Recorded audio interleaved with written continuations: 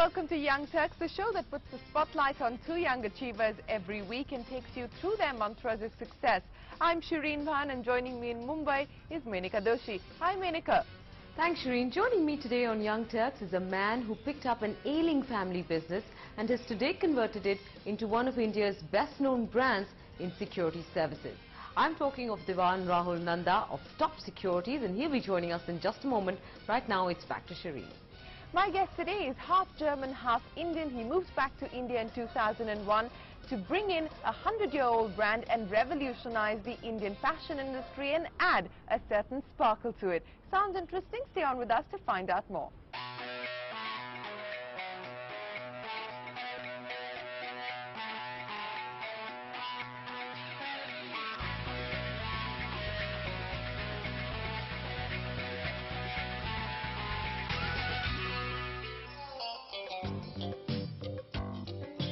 Crystal cricket trophies, crystal cricket balls and crystal golf souvenirs. This is brand Swarovski at its best.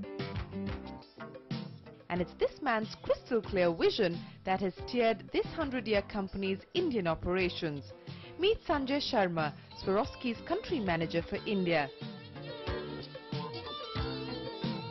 Half Indian, half German, this 31-year-old started his career working for a Swiss company that made automatic doors, bombs and mine detectors. A couple of years down the line, Sanjay decided it was time to add some sparkle to his life. Swarovski just happened. It was a chance, I would just say right place, right time. They needed somebody who could bridge the gap between the two worlds. And I was also looking at something which was a little more interesting than mine and bomb detection. How did you get into this company? Automatic doors and bomb precision instruments. How did you work with? It's just that I happened to meet somebody, again a similar situation, a Swiss company, and looking at the Indian market made it just simpler. And I happened to bump into the right people, I guess. So where did the first meeting with the Swarovski management happen? Did it happen in India? Did it happen in Germany? Because you spent a lot of your time there. I met actually somebody in India, and that was a short meeting actually, and after about 3-4 years, that's when I applied at Swarovski, and I got a call from them, and there it was. So what did they think was the fit? Because clearly you had nothing to do with either the fashion industry or the crystal industry. So what did they think, you had that could sort of fit into their profile and what they were looking for? Swarovski was very keen on the Indian market always. So they were also looking at somebody who knew about that market. It's not just garments, it's not just jewelry, it's lighting, it's architecture, interiors, bathroom fittings. Name it. We've had crystal on mobile phones, on motorcycles, on cars. The only limitation is your own creativity. You can really put it anywhere. So was there like a crash course? Did you pick up every available magazine, all the Cosmo covers, and sort of look through them and figure out what's really hot and happening? That was part of the job actually. That was very much part of it. I mean, of course, going through various training programs within the company which were central to, I think, going forward anywhere. India is pretty much a gold and silver country, so, talking about spending big bucks on crystal doesn't come easy. No, definitely. I think initially, in fact, to make it a little more interesting, Swarovski, I think, is quite a tongue twister of a name, especially in India. We've heard hundreds of versions when we started off. So I won't get into that. No, please do get into that. Well, what's the worst one that you've ever heard? Swarovski. So it's like, Sabka Swarovski, that's how we converted it. Is that something that you're planning? Maybe launch a new product line called Sabka Swarovski? I think that should be good, yes. I think we're heading that way. No, but when we started off, of course, like any other startup, we had our stumbling blocks, whether it was the so-called bureaucracy. Everything takes much longer. But of course, once it starts up, I think once you are used to the system is used to you. It can be something as basic as importing products in. I remember our first shipments took over 3 months to get in. Today we get them in between 3 to 5 days. How did you go about meeting the right sort of designers, figuring out how J.J. Valaya would kind of fit in as a brand ambassador? How did it work? We were involved with India. Amongst them, of course, J.J. Valaya, Tarun Tahilyani, Rohit Pal, Suneet Verma. So we've tied up with all of them, right? In fact, they've all visited our works as well. There itself, we had a clear vision that we would like to go top down. So we also wanted to tie up with the designers, with those existing brands, and show that crystal is not just about one color that is clear white. It's also about colors, it's also about products which go on garments, which are in jewelry. So it started with a top-down approach. We are, I think, in a very good position today because we are taken seriously, which I think is the most important thing. We have, let's say, Indianized partly our presentations of the product. In fact, India was the first country for which Swarovski has done a country-specific magazine. So we called it the Crystal Facets of India. How involved do you get with the actual design element, with the actual conceptualization of new products, new product lines? How involved do you actually get with that?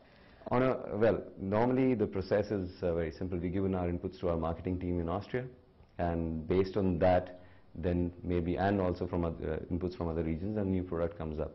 My involvement is more in terms of giving a market feedback to the marketing team in Austria.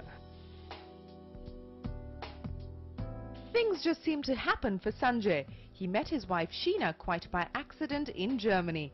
Call it a twist of fate, but the young couple share family names, and it was a case of love in 10 minutes for both the Sharmas. Moving to India meant staying away from Sheena as she was studying medicine in Germany. But a job as a pediatrician in Apollo Hospital, the two back together. My wife was the first Indian after my dad, with a gap of 30 years, to be in the same hostel, and the warden still remembered my dad and knew my grandparents in Munich. So she just brought her over thinking we are related because she also had the same last name. And we just met, and took about 10 minutes. And that was it? That was it. That definitely was it for me. She took a while to decide, but... So now how do you actually go out and do all of her shopping for her, considering you're such a ace at fashion and all of that now? I do it once and I do it right, and not too often. So are we going to see a lot of Swarovski embellished stuff in your wardrobe as well, or do you prefer to sort of keep that at work? I have a few ties. I have a few ties, but I'm more an outdoors person, so you'll see me more in polos and shorts than, I guess, anything else.